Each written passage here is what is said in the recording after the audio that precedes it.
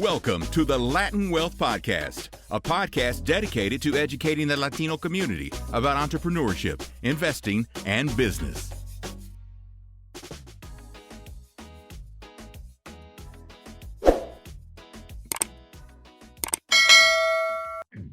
Yo, what's going on, Latin Wealth family? Welcome to another episode to the Latin Wealth Podcast. Super excited about today's episode because we're going to be talking about something that has been trending a whole lot lately, and that is the new American dream. Yes, diving into really the perception of the American dream and how it's changed over the years. We have some statistics and some numbers that we're going to be diving into, so stay tuned for that. And we're also going to be diving into 3 business and investing mistakes you need to avoid. All right. Definitely stay tuned to the end of the episode to hear our thoughts and perspective on that. As always, welcome to another episode to Wealth Wednesday, hosted by the Latin Wealth family. Jeremiah, how you doing today? How you feeling? I'm feeling great, man. Let's get these people some information that they can use to grow with. So I'm good. Let's get it. Love it. Let's get straight to it. So, before we get straight to it, though, as a reminder, if you're listening to this on Wednesday or Thursday, this Friday, we are dropping a new podcast episode with a dope Latino entrepreneur that I got to interview out here in Dallas, Texas. Something we're going to be diving into an industry that we haven't touched on ever. But I really love his perspective on business and just honestly on life overall. So great episode coming out this Friday. Stay tuned for that. Let's jump into it. The American dream. All right, it's something that we brought out multiple times on this podcast. And we mentioned it, we spoke about it here and there, and how what we think what we once thought of the American dream has shifted and changed, right? So before we get into some of these trends and some of these statistics, man, I want to know, Jeremiah, in your opinion, growing up, what did the American dream look like for you and your family? And did you see anybody accomplish that dream? Anybody remotely around you? I think when I was growing up, the American dream, and I say this all the time, but I believe that it was more of like a propaganda or someone had given me a thought of what that would be. And that dream was, go to school, go to high school, get out of high school, go to college, right? Get you a good paying job and then work for 20, 30 years and retire. It was just that very normal American dream, own a house, the family and all that, right? So just very, very simple, especially coming from where we came from. You just kind of want to get out of the hood, right? You want to leave, get to someplace that's peaceful, where you can just live a normal life, and I could say that I saw some people. I like first thought process would be kind of like my dad. But on an everyday basis, I didn't see that or like vivid examples of what that looked like on an everyday basis. I didn't really see that. I was saying, we were talking before we started recording. For me, it's kind of like watching the Cosbys on TV. Mm-hmm. That was more of like an example, Yeah. or even like Will Smith, like the Fresh Prince. That was Mm-hmm. more of something of what you kind of like aspire to look at or aspire to be. But yeah, on an everyday basis, in my area, people I knew didn't see that on an everyday basis. 100%. It's funny that you brought up Fresh Prince because I remember in my grandfather's house, sitting down watching that and, him moving with his uncle and his aunt, was like, man, this dude is, in a totally different environment, right? And for me, I agree with you. Like growing up, and I think we're bringing this up because a lot of us have the same perception of what the American dream was, growing up, having a house, white picket fence, as they would say, maybe 2 cars, a dog, nice backyard. These are things that growing up, we thought, man, if you can get this, you made it in America, right? And then you can have, if you had a nice job on top of that, that's it. You're lit, right? And Mm-hmm. man, I remember, the first person that I really seen was my grandparents. I believe they were living in Inglewood in LA, and they moved to the Inland Empire about an hour east of LA. Now it probably takes 2 hours to get out there with the traffic. But an hour east, I think they moved in the 90s. definitely in the 90s, but I couldn't even imagine how life was in that area back then, right? You're talking Fontana, Riverside in the 90s. I mean, you probably had a bunch of land, a bunch of dirt, and a few houses, right? So it's always interesting to see like how they left, why they left the city, and they moved all the way out there. Now you go to these different areas, Fontana, Riverside. I mean, they're building houses everywhere, right? So again, we wanted to bring this up because we know not everybody's, but the typical American dream for most of us, it's really similar, right? But fast forward to 2024, we're seeing a bunch of different trends of people. Um, what's the word I'm looking for? They're redefining what the American dream really Yeah. means and what it looks like for the individual person. So one of the trends that we're seeing is moving abroad. Just a quick statistics, 45% of people think the American dream no longer holds true. 45%, right?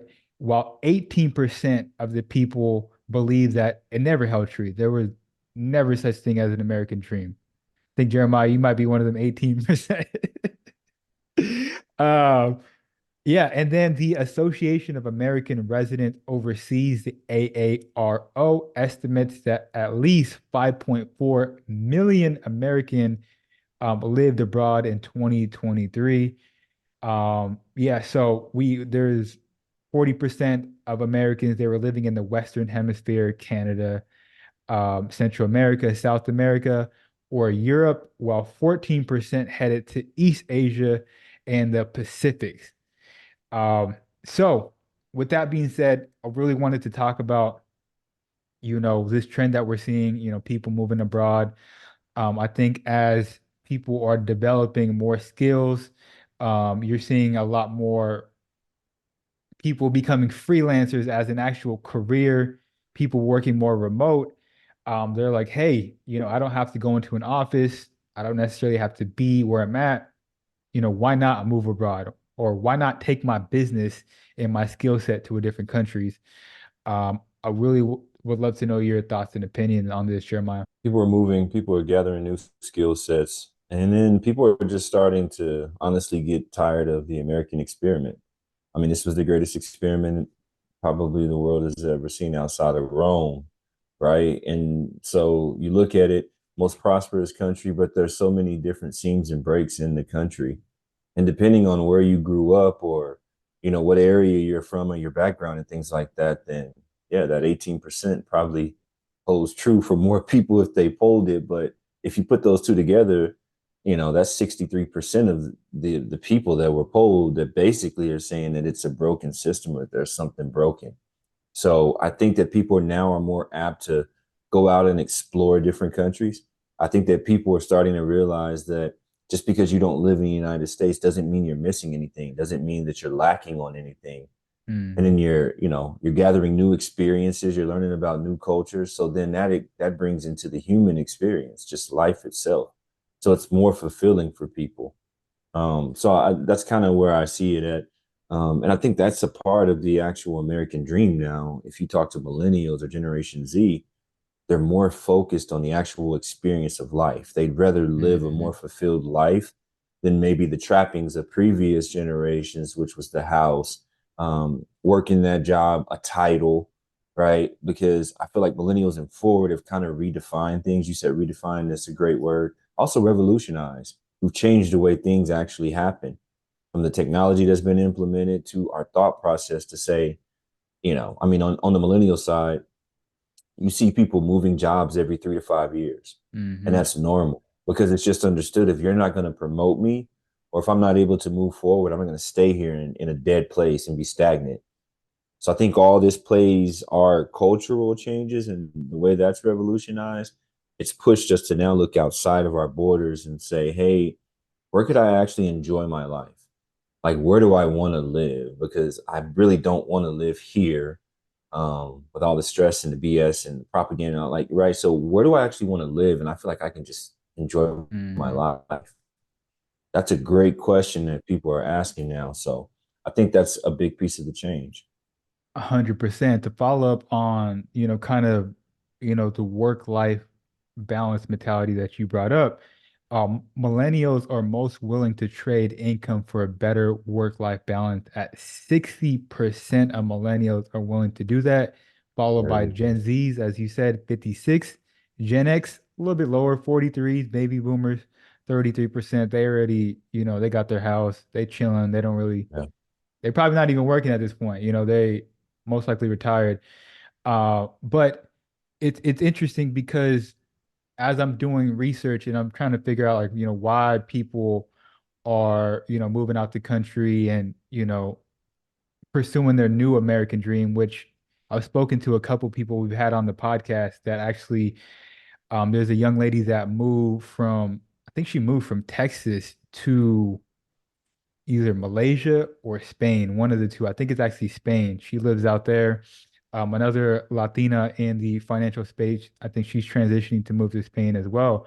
But besides like the work-life balance, two of the consistent things that came up is number one, freedom and flexibility. Agree with that. And number two, um, some people just simply can't afford it. And if I when I dove a little deeper into, okay, what does it mean for you not being able to afford it? Some people believe that working hard in America won't get you ahead. So they're thinking like, hey, I'm in this hamster wheel, working hard, and I can't necessarily get myself out of this situation. So I'm gonna go ahead and pack myself up and leave. What are your thoughts about that? I think it's very factual. I think it's extremely factual. And this is coming from someone that, I mean, I live in California, so maybe it's a bad example, but this is coming from someone who was working a job that was making $220,000 a year, but you feel like you're only making 70 or 80, right? Mm, 60,000, like, and the cost of living just continues to increase. So I'm making 220 and I feel like that. I can't imagine me the way that they would feel, right? So, yeah, I think that that's extremely true. This goes back to we always have conversations about, um, you know, what do they call it? The property, right? Buying hmm homes and what you said. Your grandma called you and said, "Hey, when are you going to buy property?" And kind of like the hmm pressure that we get from the older generation, but things aren't like that anymore. And so we have to adjust to the way that the economy and the way the world is now. And I think that's extremely true. Like the cost of living is extremely high. You can't own a home. Cars are more expensive because of the metal logistics with COVID. Like these are all just simple things that you would take for granted in years past. And these are just simple things that it's very hard to do now. Even the lending of money has gotten more strict, right? And the interest rates you pay on that interest on that money that's very strict to get, but then when you get it, you're paying you're higher amount. So we get tired. I think people are just sitting there like, man, this isn't worth it. What's the point hmm of it? I can go live over here and maybe I take hmm public transportation, but I can afford to live in this country. 100%. And so when you were making 220 a year and you were feeling like, yo, I feel like I'm making 70, 80, why Yeah. was it that? Was it your lifestyle at the time? Why was it? No, no. Um, I live extremely minimalistic by anybody's standards. I'm extremely frugal. I don't do a lot of the things that a lot of people do. I don't eat out a lot. I don't do I don't do a lot of that type of stuff. So me being as frugal or as minimalistic as I am, and I felt that way, I can't imagine people that don't have good spending Mm, habits. Like my lifestyle is very minimal. So that tells me that it's actually just like the taxes. I mean, when I examined it, 33% of my check would go toward taxes before you ever see it, right? If you put towards any type of 401k or anything like that, my hmm my job was matching 7%. I'd put that 7% in it. That's 40% of my check that's gone already. Then you have to do the addition of benefits, right? So your insurance and the different things that you have to pay for me and my family, right? So there we go. That's another 2 or 3%. You're dang near at 50% of your check that's completely gone. So if we look at it over an annual basis, that's $110,000 that I'm already down to before I even pay hmm any of my mortgage, to rent it, like whatever, right? Before you get to paying any of that, the car notes, any of that stuff, you're already lost half your money. So when you get down to it, you're only making a third of what's on paper, Hmm. and Interesting. Yeah. I'm at 220. So imagine being at 60. At $20,000, you can't live in California. You're going to be homeless. I agree with what you're saying. I think I will say the statement where, some people are saying they don't believe that hard work will get you ahead.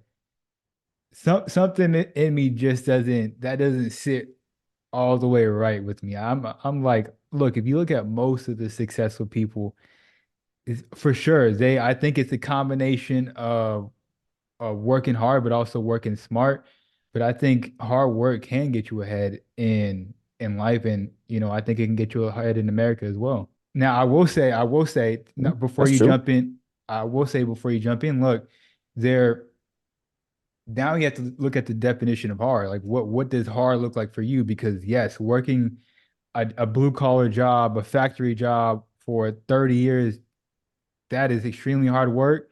And it is tough for you to get ahead working that job, but also building a business is hard, right? Building a For startup is sure. hard, So For sure. I think I'll leave it at that. I mean, yeah. But even if you do that startup and even if you do that business, you don't have the proper CPA or you don't have the proper guidance and how to do your deductions and align your structure of your business, then you're still the amount of tax. Everything's going to be difficult. So you just got to see if it's worth your time. What is your efforts worth? 100%. And look, we have this conversation about moving to other countries. You and I will send stuff. We recently just sent each other like, yo, there's a clip that came out. What are the top three countries that you would move to, right? Mm-hmm. We always talk about this. We always Mm-hmm. mention Puerto Rico as probably for both of us, number one. Mm-hmm. Um, I think it's definitely something to consider. Now, I don't believe that one place can just solve all your problems. I'm more of the abundant mindset of like, I don't know, could you have a property in Puerto Rico? Can you also have something in the States if you want to be closer to family? Like, I don't know if one place can just solve all your problems. And I think people may need to be careful about that, thinking like, hey, if I just get up and move to France or something, like, all my problems and issues will be solved. There'll still be some things there that you may not agree with, right? No, for sure, that situation. Not to say that they think it's going to be the silver bullet that cures everything, but they probably already thought about, you know, what they're going to do, who they're going to live with, that type of stuff like that. I'm pretty sure you have by that point, because if you're trying to move to like Europe or some other place, you have to put some type of thought into that situation. Hmm. So I don't think that I'm just from just personally, people I know, I don't think the thinking is going to like solve everything. But if it can knock off 7 out of 10 on the list, 100%. Shout out to my wife. I asked her the same question, and without any hesitation, what she you said say? Japan. Without no hesitation. Like, if you know my wife, That's dope. she absolutely loves Japan. The only thing I was telling her is they don't allow dual citizenship out there. So if you wanted to Yeah. get your Japanese citizenship out there, you would need to revoke your US citizenship. So just a thought. But anyways, another trend, before we get into the three business and investing mistakes you need to avoid, stay tuned for that. Another trend is the rise of the rentvester. All right, this is the term that they coined. And basically it's when have you heard this? Yeah. Go ahead. Okay. Yeah. Okay, yeah, no. Why renting in one city and buying in another city? Maybe the new American dream. All right. So the second trend that we're going to be diving into is Americans are renting in one place, often the pricier place. Maybe they're renting in, I think the example they gave, somebody was renting in Malibu, and then buying a property in a more affordable place. And I think in that same example, they bought a property in Palm Springs. And so with Palm Springs, since it's closer to, they have events out there and Coachella and whatnot from certain times of the year, they're able to rent out that property as well. Um, but yeah, this is also a trend where people are essentially renting where they want to live and buying where they can afford. What are your thoughts on this trend? I think it's smarter than buying in both places, I would say. But I still think, I mean, we all know my point of view. I'm not buying a house, and I'm never buying a house in California. That's just my opinion, you know. But I think that money could go somewhere else. But yeah, I've seen that trend. People like, hey, I live in LA, so I have to rent this little place, 1 bedroom in LA, because that's my job, and I got to work. But then I buy a home, like you said, in Palm Springs or Indio, which is close to Coachella or something. Like I'm buying homes out there. I think that's a lot smarter than buying, trying to own a home in multiple places, right? And Mm-hmm. actually probably build your dream there. 100%, 100%. Um, no, yeah, I mean, I agree. I think it's definitely a smart thing to do. And even thinking outside the borders, what if you can combine a combination of both these theories together where you're renting in the States and you have property in another country? I don't know. I don't know what the taxes would be like that and whatnot, but that could, also be an option for individuals out there. And I think the point of us, breaking down these different scenarios is, taking a step back and realizing, and really asking yourself, what does the American dream look like for you and your family, right? There's no way that this idea is a one fit out all idea that just is supposed to work for everybody. That's just not gonna be true, and it's not gonna may not be the best situation for you financially, or it may not be the situation that makes you happy, right? So, my last question on this is, what does the new American dream mean to you, Jeremiah? What does it look like to Um, you? I mean, financial freedom, abundance of time, right? Not living a linearly based life, which is basically saying I'm not trading time for money, right? I'm trading money for time essentially because now I've moved into a different quadrant. I mean, we all talk Robert Kiyosaki or whatever, but if you understand that, I moved into the investor space now. And so basically, I just pick and choose what I want to do, right? So freedom of time and then the financial freedom to do that or that enables that. That's what the American dream looks like. And then so that builds a better quality of life.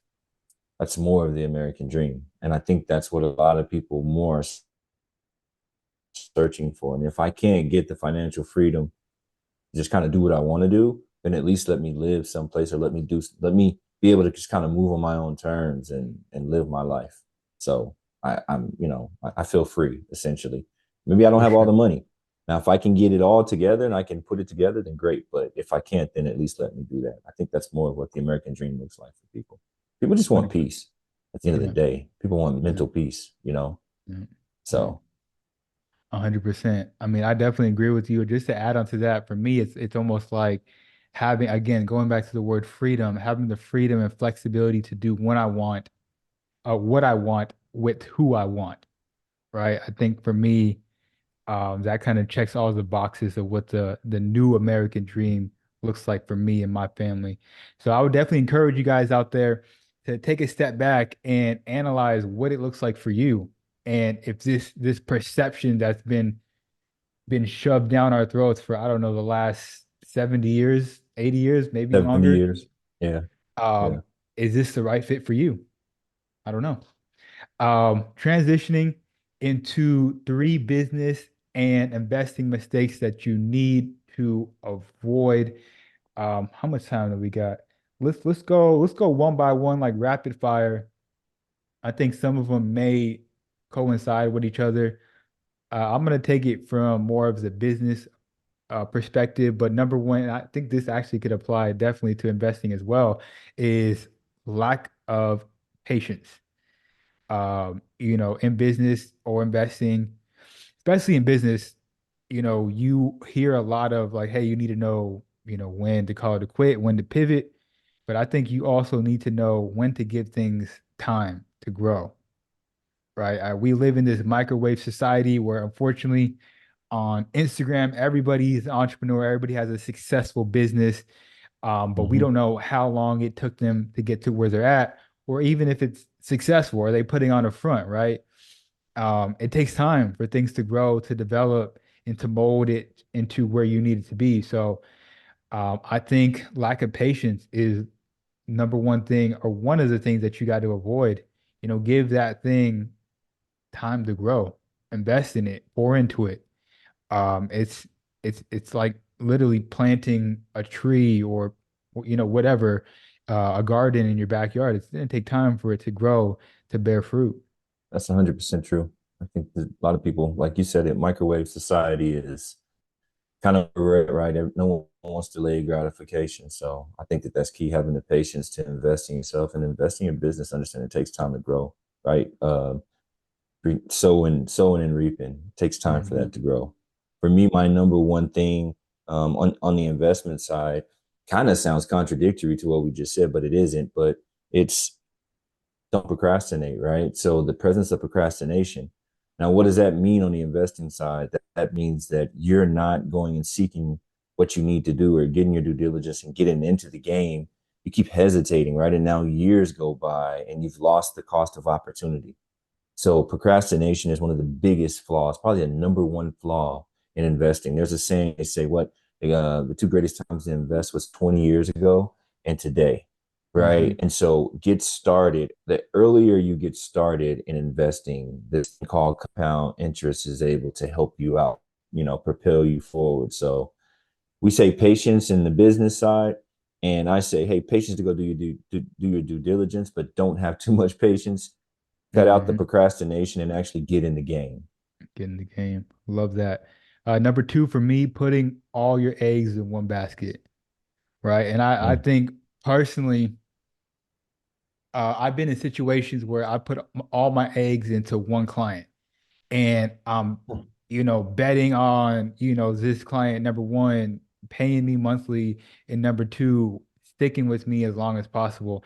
And I think that's um, completely the wrong move to do, right? You definitely want to almost detach yourself from the end results, right? You put that effort in, whether it's like, you're cold calling, you're cold emailing, whatever it is, to reach out and get new leads and clients, but not putting your eggs all in one person or in one basket.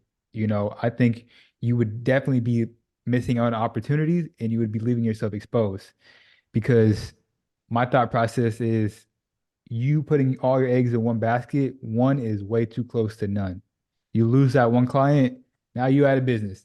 That's 100% true. It actually coincides with my number two. My number two is diversification, right? So it's weird, but we're talking about the exact same thing. The word in investing is diversification, right? You never just want to align yourself to just one company, right? Or one strategy. I'm going to put money into an index. I'm also going to put money into some equities, right? And then, or not just stock. I'm going to have some insurance-based things. There's real estate. I always talk about this, but having the home of finances, right? There's a foundation you build of things that are stable and that you know are going to return you money. Then on top of that, there's different rooms, right? The house itself has different rooms. You can build out those rooms to whatever it is that you need, but you got to have diversification. Think about a house with just one big room. How would that look? It sounds weird, right? It sounds like it just doesn't make sense. Well, that's the same way people's finances are. They have just one room in their entire home, and it's not very attractive and it's not very fun. And so that's what I would say. Definitely going to not all your eggs in one basket. 100%. I'll tell you this, Make sure you're when my wife and I were apartment hunting, anytime we come across a studio, that one big room, like you said, it just don't look right. It ain't a it's fit. weird. Uh, Dope. I love it. So third one for me is not having an emergency fund, especially in the startup phase, especially at the beginning when you're putting all your effort in to make this rocket take off. It's very important to have an emergency fund, right? It's very important to have the discipline to say, hey, the extra expenses coming in, I don't necessarily need to go on this fancy business dinner, business trip. Let's go ahead and develop a emergency fund, because in the beginning it could be like a roller coaster. There could be some high months, there could be some low months, And you as a business owner, you want to remain even kill as much as possible, especially when you have people that you are paying. You never want to put them in a situation where like, yo, I don't got it to pay you this month. That's lame, for lack of a better word. That's so lame. You take care of your people first, no matter if you got the funds or not. So emergency fund is my number three. I love that. Making sure that you can cover all the bases. My number three is going to be lack of tool utilization, right? Or not utilizing the Mm, tools that you have, or tools, resources that you have access to. Um, in so many cases, so many people come into a business, or especially into investing, right? And they're looking at, oh, well, I don't know how to do this. I don't know how to do it. That's what I hear a lot, like, oh, I haven't done anything because I didn't know how to do it. Well, guys, there's this thing called the internet, right? There's mm, this thing called Google, there's YouTube, there's all these different tools and resources. There's Yahoo Finance, there's Wall Street Journal, there's Investopedia, there's all these resources to use. Utilize your tools. In those tools, there are also people that you have. People can be, right, utilized as a tool. Their knowledge could be utilized as a tool. Contact the people that you know that could help get you to where you want to be in this investing realm. If you have a financial advisor that you know that can help you get there, or a fiduciary, a financial fiduciary, talk to those people and sit down with them and have them walk you through to get you to the goal that you have. Because when the lack of utilizing those people, you end up 20 years later in a mhm. spot that's less than advantageous, right? And all you had to do is open your mouth. So that would be my number three: lack of the utilization of tools and resources.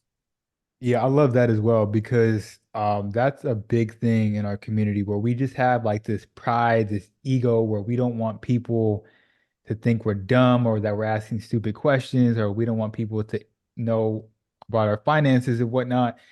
And I think you're just leaving yourself exposed, for some difficulties. And I know you see it all the time where people are like, man, I have all these questions about finances, and you're probably just like, why aren't you asking me? You're talking to me. You know what I'm saying? That's another story for a different day. But yeah, I mean, I agree. Look, there is no excuse anymore. You have to gain the confidence to know, like, yo, if there's something that you don't know, ask somebody or Yeah, sacrifice the Netflix, the TV shows instead of spending 2 hours watching nothing something that's not net positive to your life. Do some research on some things that you had questions on. It will go a long way for you. So, and look, we don't want to come on here and we don't want to like pound you with all these things. And we're not doing it ourselves. These are things that each and I are Jeremiah and I are doing every single day, right? Asking questions, being patient, delaying gratification, all these things we're implementing in our life. So we wouldn't tell you to do anything that we're not doing ourselves, is basically what I'm trying to say. Um, correct. Great episode today. Jeremiah, do you have anything else before we add here? No, man. Just appreciate the opportunity to always come in and speak with you guys. Hopefully, you took some notes. This gave you some gems. We tossed out a couple gems. Chris out there throwing out gems. Catch those, guys. And if this information, if you got anything out of this, just ask that you would just share it. Share it with Mhm. one person, right? Pass it along. Pass the information on. Let's build a circle, right, or a chain of knowledge that keeps going on. Mhm. That's it. That's it. 100%. With that being said, Friday episode coming out this week, and we'll catch you guys next week on Wealth Wednesday. Peace.